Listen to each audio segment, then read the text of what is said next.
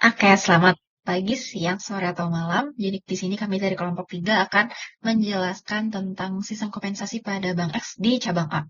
Nah, sebelumnya di sini kami membahas dari mulai latar belakang perusahaannya sampai ke strategi usulan yang kita usulkan gitu tentang strategi kompensasi di Bank X pada cabang A ini. Nah, untuk latar belakang perusahaannya, jadi si Bank X ini adalah BUMD perbankan daerah yang memiliki peran strategis dalam pembangunan ekonomi di tanah X, sehingga kualitas SDM itu menjadi faktor utama dalam pencapaian layanan, ekspansi, dan transformasi bisnisnya. Nah, dia itu sedang bertransformasi dari Good National Bank menjadi Great Regional Bank. Dan kenapa sih kompensasinya perlu dianalisis? Karena SDM-nya itu sebagai penentu kualitas layanan jasa perbankan, terus juga wilayah kerja di tanah tersebut tuh menuntut kompensasi yang sensitif terhadap biaya hidup dan aksesnya. Terus roadmap dari SDM itu mengarah pada human capital management-nya, yaitu ada kinerja, kompetensi, karir, sukses, dan payroll-nya. Jadi, sistem kompensasi dari Bank X ini perlu dilihat sebagai instrumen strategis untuk menjaga retensi, mendorong kinerja, dan menyiapkan SDM yang selaras dengan transformasi perusahaannya. Berikutnya adalah sistem kompensasi existing dari Bank X. Nah, di sini ada dasar kebijakan yaitu SK Direksi nomor 68 dari DIR BPD nomor 7 tahun 2013 tentang komponen penghasilan pegawai. Kompensasi diarahkan untuk meningkatkan loyalitas, motivasi, disiplin, dan produktivitas pegawai sebagai asas utama Bank X dalam industri jasa perbankan. Nah, di sini terdiri dari komponen penghasilan, yaitu ada upah tetap yang dibayarkan rutin setiap tanggal 25, ada upah pokok dan juga tunjangan tetap, kemudian ada upah tidak tetap yang terdiri dari tunjangan daerah terpencil atau kemahalan, tunjangan hari raya, dan juga bonus berbasis penilaian KPI. Dan di sini ada klasifikasi tunjangan daerahnya, yaitu dari kelas 1A yang paling mahal 3 juta sampai kelas 4 yang paling murah 1 juta. Kemudian ada struktur grade atau dan juga jabatan, yaitu di sini ada 16 peringkat jabatan dari skala penghasilan grade dari minimal, Q, medium, UQ, dan juga max. Kemudian jalur struktural itu alurnya adalah non-staff, ke staff, kepala unit, kepala departemen, kepala divisi, AVP, VP, dan juga senior VP. Kemudian untuk jalur fungsional di sini ada spesialis yaitu grade 8 sampai 10, senior spesialis grade 11 sampai 12, senior eksekutif spesialis itu grade 13 sampai 14. Dan dari bidang fungsional itu ada dari SKAI, kredit, treasury, pemasaran, kepatuhan, SDM, TI, akuntansi, manajemen risiko, dan PER. Dan yang terakhir untuk penilaian kinerja dan pengembangan itu di sini terdiri dari balance scorecard, yaitu perspektif keuangan dan juga non keuangan, pelanggan, proses internal, pembelajaran dan pertumbuhan. Di sini ada unit bisnis yaitu terdiri dari 70% finansial, 30% proses, dan kebalikannya unit pendukung itu 70% proses dan 30% finansial. Untuk kenaikan gaji dan promosi itu dihitung berkala dari Januari berdasarkan hasil penilaian kinerja. Dan promosi di sini itu berdasarkan kebutuhan organisasi, kompetensi, kinerja, dan tabel suksesi. Dan maksimum 3 peringkat di atas sebelumnya. Nah, dari roadmap-nya ini, kompensasi diarahkan menjadi bagian dari sistem human capital terintegrasi, dari payroll, assessment, manajemen kinerja, karir, suksesi, dan pengembangan berbasis web. Sekarang masuk ke strategi korporasinya, di mana visi dari Bank X ini adalah menjadi bank komersial yang kuat, unggul, dan terpercaya. Sehingga oleh karena itu dirumuskan beberapa misi sebagai berikut yang ada di layar. Nah, oleh karena itu tadi udah disampaikan juga bahwa dia itu bertransformasi dari Good National Bank menjadi Great Regional Bank, di mana fokus utamanya itu adalah pemenuhan modal, terjaganya kualitas aset, terjaganya profitabilitas, menjadi bank devisa, terus juga terjaga hubungan dengan pelanggan customer, dan terus terpenuhnya aspek GCG, mendapatkan dukungan dari regulator, dan juga tersedianya SDM yang kompeten. Nah, oleh karena itu dirumuskan beberapa strategi yang mendukung transformasi tersebut, yaitu mulai dari ekspansi bisnis, di mana ini ada peningkatan modal inti, target coverage cabang yang meningkat, terus ada juga peningkatan profitnya. Terus juga ada peningkatan skala di mana si Bank X ini memperbesar pengaruhnya supaya nggak hanya kuat di wilayahnya aja. Nah, terus dia juga melakukan perubahan internal besar-besaran dengan kompetensi based human capital management system. Selanjutnya untuk strategi unit bisnis dari Bank Papua dan terutama untuk cabang A-nya yaitu bisa dilihat dari organogramnya bahwa mereka berfokus pada penguatan layanan perbankan daerah melalui pengembangan bisnis kredit, layanan transaksi pemerintahan daerah, dan dukungan operasional yang terintegrasi. Hal ini bisa dilihat dari struktur organogramnya yaitu ada Departemen Konsumer, Kasda, pendukung operasi, pengembangan ekonomi rakyat, pengelolaan kredit, dan SKAI. Terus juga berdasarkan annual report Bank Papua 2024 memang ada 4 strategi utama yang ingin mereka laksanakan, yaitu transformasi digital, diversifikasi layanan pembayaran dan transaksi daerah, pengembangan UMKM dan ekonomi lokal, serta tata kelola dan risiko. Selanjutnya, dari segi strategi human resource, Bank Papua juga sudah menerapkan beberapa strategi, di antaranya mengedepankan dan memetakan kompetensi bagi tiap jabatan, menentukan kamus kompetensi, manajemen talenta.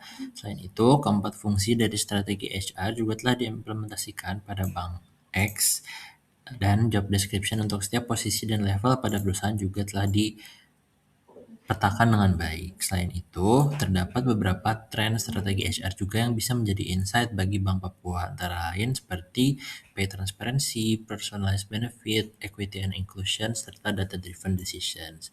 Dari strategi HR ini dapat diperoleh bahwa strategi HR yang diterapkan pada Bank X sudah cukup mendukung dan memenuhi tujuan perusahaan dan sistem kompensasi yang akan dirancang. Baik, selanjutnya merupakan bagian dari social and competitive environment yang dialami oleh PT Bank X. Sistem kompensasi Bank X harus mempertimbangkan kondisi sosial ekonomi di Papua yang secara struktural berbeda dengan wilayah lain di Indonesia. Pertama, ada kondisi geografis yang ekstrim, yaitu Papua memiliki karakteristik wilayah pegunungan, pedalaman, dan kepulauan yang sebagian besar hanya dapat diakses melalui transportasi udara. Sehingga ini menciptakan tantangan distribusi SDM dan biaya operasional yang jauh lebih tinggi dibandingkan wilayah lain.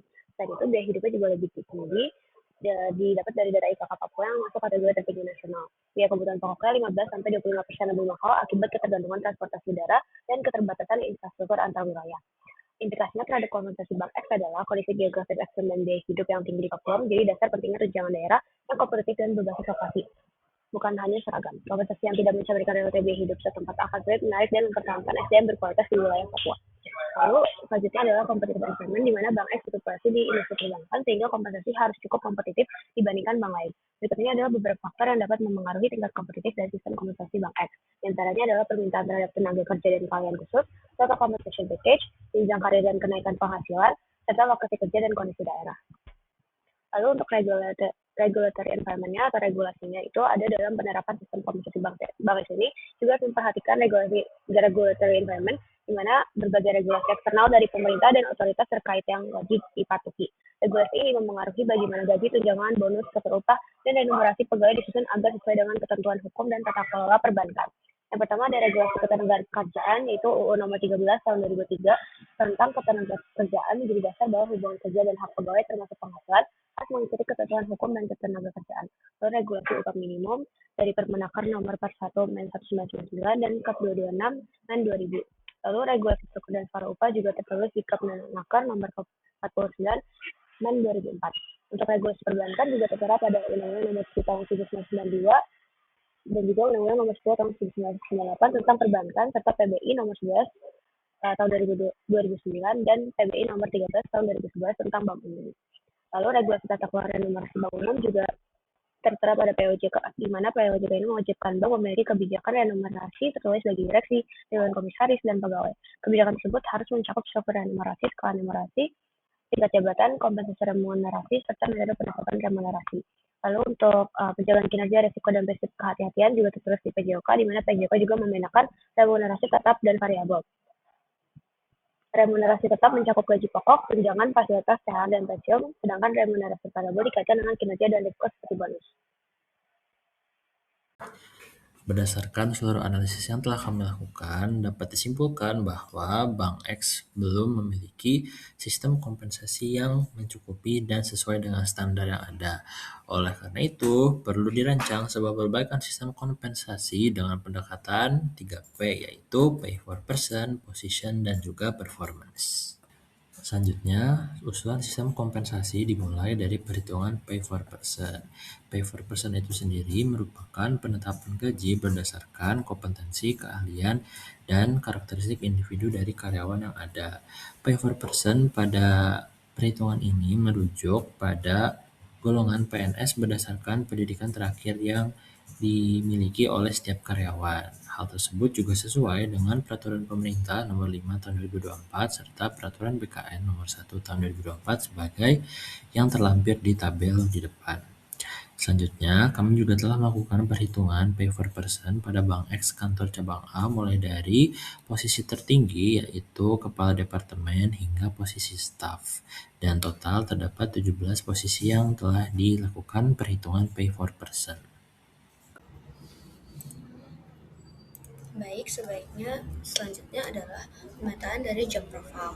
Berikut ini adalah pemetaan job profile dari setiap jabatan yang terdiri dari tujuan dari jabatannya masing-masing, lalu juga terdapat minimum job requirements. Salah satu contohnya adalah untuk jabatan dari Kepala Departemen Consumer, tujuan jabatannya adalah untuk mengelola seluruh bisnis consumer cabang, merencanakan strategi bisnis, menyusun RKA, memimpin 5 kepala unit dan 23 staf, serta mengawasi pencapaian KPI finansial dan non-finansial cabang. Dan minimum job requirements-nya adalah pendidikan minimal S1 bidang ekonomi, manajemen atau perbankan, mengikuti pelatihan sesuai tuntutan kompetensi inti dan fungsional, serta memiliki sertifikasi manajemen risiko level 2. Berikut ini juga ada dari jabatan-jabatan lain seperti kepala unit teller, unit kredit consumer, kepala unit pembinaan penyelamatan penagihan kredit, kepala unit pemasaran produk, kepala unit customer service, kepala unit administrasi pajak, kepala unit ATM, IT, dan kepala unit pemungutan, penyetoran, dan pelaporan pajak. Dilanjutkan juga untuk pemetaan job profile dari jabatan-jabatan yang sifatnya adalah staff. Berikut ini adalah penjabarannya.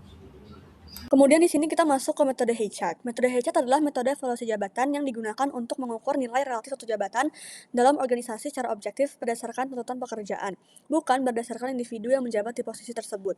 Dan manfaatnya di sini untuk menentukan struktur jabatan, sistem kompensasi, dan jenjang karir secara adil dan konsisten. Nah, di sini komponennya ada 3, yaitu know-how, problem solving, dan juga accountability. Yang pertama dari know-how. Untuk know-how sendiri, ini faktor yang melakukan penilaian berdasarkan pengetahuan, skill, dan pengalaman yang dibutuhkan dalam bekerja di suatu jabatan. Terdiri dari fokusnya 3, yaitu depth of range of technical know-how, breadth of management know-how, dan human relation skill.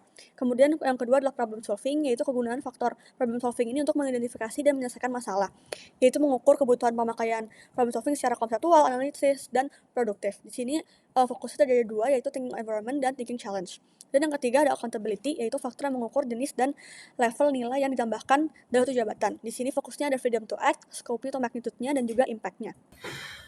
Selanjutnya, sebagai salah satu contoh, berikut merupakan perhitungan job value pada salah satu jabatan, yaitu Kepala Departemen Konsumer. Di sini kami mengidentifikasi dari 3 aspek, yaitu know-how, problem solving, serta accountability.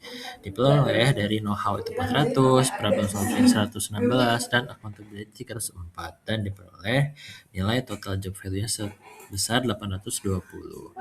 Dan kami juga melakukan hal yang sama untuk seluruh posisi yang ada pada Bank X cabang A dan diperoleh masing-masing job value seperti yang tertera pada tabel berikut. Oke, sekarang masuk ke pay for position, di mana di sini tuh pendekatan kompensasinya itu berdasarkan nilai tanggung jawab dan juga kontribusi struktural dari suatu jabatan. Kapan sih kita menggunakan pay for position? Nah, itu digunakan kalau misalnya organisasi itu memiliki struktur jabatan yang jelas, kayak misalnya di pemerintahan, perbankan, atau juga di industri manufaktur. Nah, metode ini tuh biasanya digunakan untuk jabatan seperti manajer, supervisor, analis, atau juga posisi fungsional yang memiliki deskripsi kerja tetap dan kontribusinya itu dapat dievaluasi melalui metode seperti misalnya high chart gitu. Nah, apa saja sih tahapan yang diperlukan untuk merancang pay for position ini? Nah, yang pertama itu adalah menilai jabatan melalui, kalau di kita menggunakan metode high chart. Itu seperti yang sudah disampaikan sebelumnya. Terus habis itu menghitung nilai rupiah per poin, di mana nilai rupiah per poin ini dihitung berdasarkan survei gaji jabatan kunci, yaitu kepada Departemen Konsumer cabang tipe A yang setara dengan relationship manager. Nah, survei itu mengacu pada data Kelly Salary Survey pada tahun 2023. Di mana gaji acuan maksimumnya sebesar 30 juta, terus gaji acuan minimumnya 25 juta, sehingga rata-rata gaji acuannya adalah 27.500. Nah, di sini didapatkan persentil dipilih persentil 75% karena gaji di kota tersebut tuh perlu lebih tinggi dari rata-rata nasional karena lokasi kerjanya itu kurang diminati. Terus juga biaya hidup di kota tersebut tuh 15-25% itu lebih mahal dibandingkan wilayah lainnya. Nah, yang terakhir, ketersediaan tenaga kerja terampil di kota tersebut tuh masih rendah sehingga butuh insentif yang lebih kompetitif.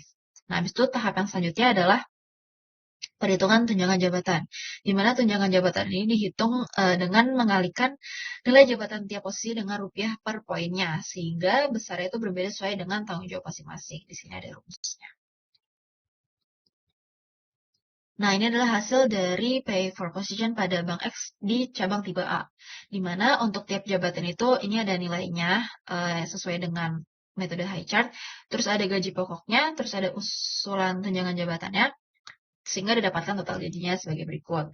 Nah, karena sebelum juga disampaikan gaji untuk tahun ke I di sini ada gaji pokok untuk tahun berikutnya yang seperti yang disampaikan di layar ini.